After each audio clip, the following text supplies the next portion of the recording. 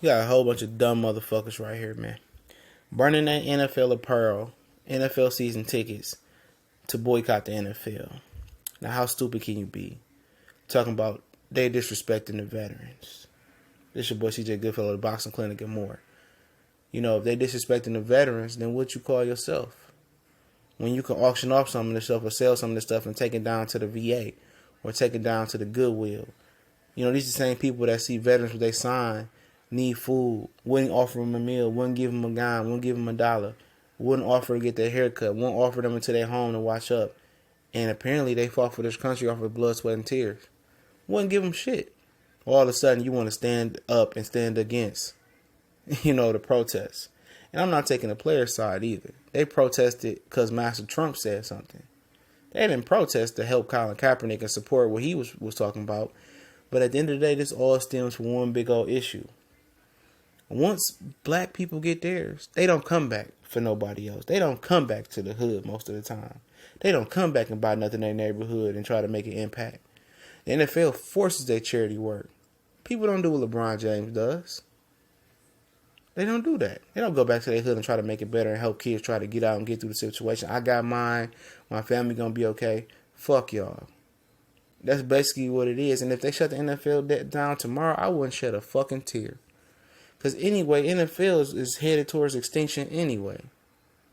No American sport dominates forever. Baseball had its golden age. Basketball had its golden age.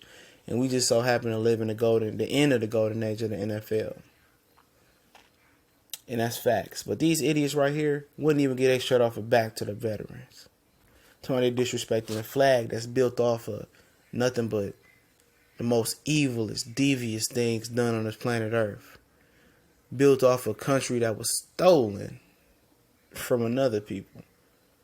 And had those other people fight their war and get their freedom from another nation. Because they couldn't fight and get their freedom from another nation. They couldn't get out of the UK. They broke away from the UK. They came over to whoop that ass. And the blacks helped them obtain their freedom. The Native Americans showed them how to survive. They didn't know how to do shit. They didn't know how to grow a fucking flower. And let's just keep it 100. But you disrespecting the flag that's built on stolen land. Pushed the Mexicans back and told them, oh, y'all take that spot. Get the fuck out of New Mexico. Get them out of Las Vegas. Get out of Texas.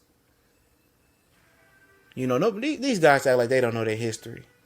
And let's keep it real.